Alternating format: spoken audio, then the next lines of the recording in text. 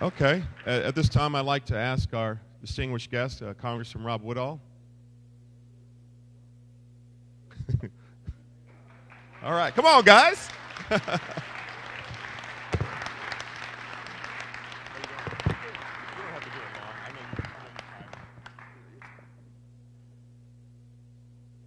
If you think about the challenges that Don and BJ and Josh and Buzz and Valerie and all these folks are up against down there, going from a $21 billion state budget down below 16, they will have cut Georgia's budget and balanced Georgia's books, cut Georgia's budget by 25% to balance Georgia's books, all before many congressmen even get a web page posted on Capitol Hill. I mean, just to talk about how it is that things happen down here versus how it is that things happen up there. Huge burden of heavy lifting that they're up against down there, and I don't envy them. I don't envy them a bit. But we can absolutely learn from them up there, and I would argue that we have. The crowd that you elected, 87 new Republicans up there on Capitol Hill. I don't know if you had a chance to go by and look at anybody's biography of this new crowd that came up from across the country, but just fantastic stories, generally of people who just had enough. They just had enough, and they tossed their name in the hat, and nobody expected them to do anything, and lo and behold, the people responded to their message and voted them in. And to a man and woman, down to the person, there is not one of those 87 new members who's caring two hoots about the next election. They're all caring about the trust that folks instilled in them in the last election. I tell you, during freshman orientation, on day 2 of freshman orientation in November, before you'd even been sworn into office, they invited you over to the NRCC to tell you how to raise money to make sure you won and got to come back the next time around. Folks got up and walked out. So that is not why we came up here to do this. Not why we came to do this. Thinking about lessons learned, because we've been down this path of Republican leadership in Congress before. And I tell folks all the time, I'm more proud of the work Newt Gingrich and Bill Clinton did together than I am of the work George Bush and Denny Hastert did together when it comes to what goes on in Congress. We ceded entirely too much authority to the executive. We left them entirely unchecked, and we're learning from that model. I'm 30 days in yesterday. Of the bills we've brought to the floor, not one has been longer than 5 pages. Not one. I don't know how long we're going to be able to keep that up. I don't know how long we're going to be able to do that, but we're desperately trying, working awfully hard to make that happen. First bill we brought to the floor of the House was to cut Congress's budget first, because leadership begins at home, and you can't go out and talk about shared pain if the pain doesn't start right there in your own body. We don't have to have the president's signature on that. We can cut our budget all by ourselves, and that's what we did, first bill to come out of Congress. Second bill was that health care repeal. I got to tell you, when I showed up for freshman orientation, they were going through all these how hard it's going to be and what's going to happen. I didn't think the leadership was going to have the courage to bring it up. But those 87 freshmen, all of us together, and we have Austin Scott out of the great state of Georgia as the president of our class, we got together and said, you know, the buck stops here.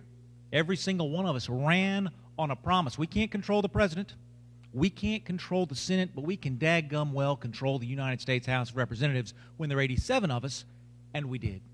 Huge bipartisan majority, as you all know, passing health care repeal. Now, Judge Vinson down in Florida may be solving that problem for us. May not need the Senate. May just need the United States Constitution, which is where we should have started this whole debate to begin with, but different story for a different day. Third bill we passed in the U.S. House, rolling spending back to 2008 levels. You saw the chart that Alfie had on spending. It's not that we've been out of control forever. It's the last 4 years have been disastrous, particularly the last 2. Rolling back to 2008 levels, because I tell you, on the entire campaign trail and now with meetings in the office, I can't find a person, as we rolled an additional $3 trillion onto the federal deficits. We were operating, borrowing 40 cents out of every dollar that the federal government spent. I couldn't find a person who told me how their life had gotten better by that additional 40 cents of spending out of every dollar. Couldn't find a person. So we're rolling back to 2008 levels, and it's not going to be easy, and Don's talking about shared pain and tough decisions. That's true at the federal level too. Fourth bill we passed in Congress was from the UCUT site. Anybody gone and voted on the UCUT site where you, thank you, Chet, where folks can go off, Jeff, you can go on. We've got a list of spending cuts that are out there, things that we know we can make happen, things that the committees have vetted. Go on there and name a priority. What is it that you think of these things is the least important of them all? What should we cut now? Public financing of presidential campaigns was number one on the list. We brought that bill to the floor. Brought that bill to the floor in an open amendment process. Now hear this. It was the first time in 4 years that a member of Congress was allowed to offer any germane amendment they wanted to a piece of legislation. First time in 4 years. The process had been so shut down, members had been so shut out. And when you bring bills to the floor that are 5 pages long, you can have an open amendment process. It's when you shove everything in there together that you have to keep your coalition together. If you're just bringing one idea at the time and letting it rise or fall on its own, you can let anybody add whatever they want to.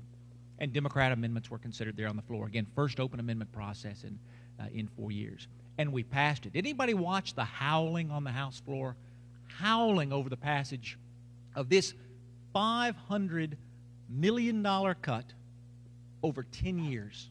$500 million cut over 10 years. Now, the new CBO numbers are out. The budget is projected now as an additional $6.9 trillion in the red over the next 10 years. So howling on the House floor about how outrageous it is to cut this one program, we must find 10,000 more programs just like this one to cut, just to break even. Just to break even. Doesn't even get to paying down the debt. We don't get there. In fact, the CBO reports, if you ever go in and read a CBO report, they've added a new line that talks about balanced budgets, net of interest payments. Because interest payments over the next 4 years are expected to rise to $1 trillion all by themselves, and it's just too frightening for the folks at CBO to look at those numbers that include having to pay the interest. So we start to have a conversation about balancing the budget that doesn't even include interest payments. Speaker gave me a call last week, said, Rob, we need more conservatives on the budget committee, and I want you to go and serve there. He put me on the rules committee earlier, tried to follow in Don's footsteps. I know where the influence is, where you have an opportunity to go out and make a change in each and every piece of legislation that comes to the floor. So I'm going to serve on the budget committee as well, starting next week. And that's heavy lifting. That's absolutely heavy lifting. And my promise to you is that I'm going to have bad news for some program that you're interested in. Bad news for some program that you rely on and depend on, but my commitment to you is that your pain is going to be shared pain. I look at the charts that Alfie had on here about how recessions of the past, we hit bottom and we bounced back up because we're Americans and that's what we do. And I look at all the government prop-up programs that are keeping us from hitting that bottom. I look at all the subsidy programs that are preventing the market from working this thing out on its own. And I think, how long can that bar continue to stretch out on a level field? Now, Alfie said he was going to take out the bullet point about there's no more capacity for stimulus. I think you can leave that in, Alfie. I don't know about capacity, but I know about political will on Capitol Hill, and there will be no more stimulus that comes through the United States House of Representatives. Not a one. Not a one.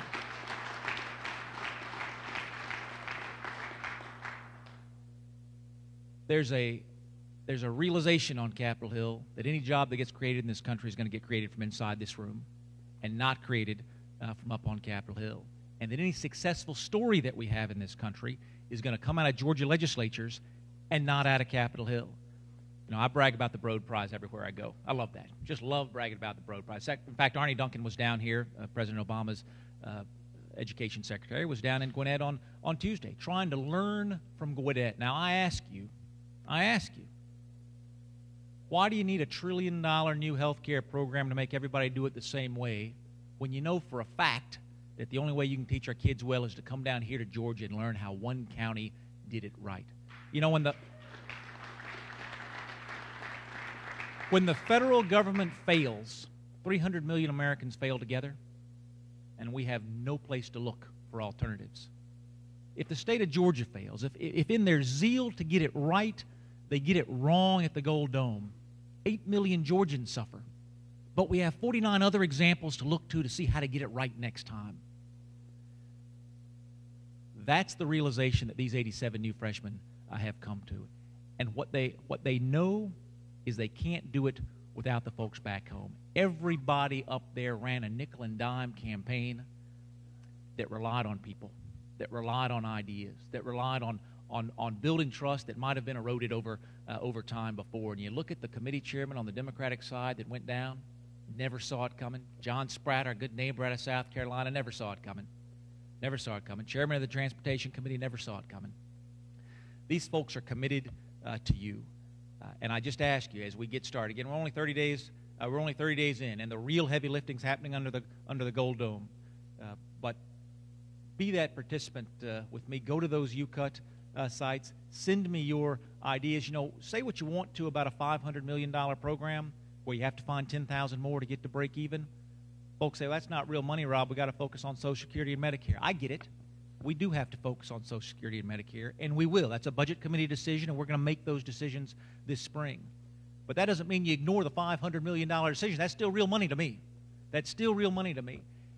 We have, if you go back and look at the regs, the regulations, they do a chart of regulations that cost business more than $100 billion a year. Because, of course, that's the secret taxation, right? I can either take the money out of your pocket or I can just have you comply with a new regulation. Either way, your prices are going up. My prices are going up as a consumer. Back in 1992, when the Clean Air Act of 1990 went into effect, huge spike in compliance costs with federal regulations. And those dropped back down over the next 15 years.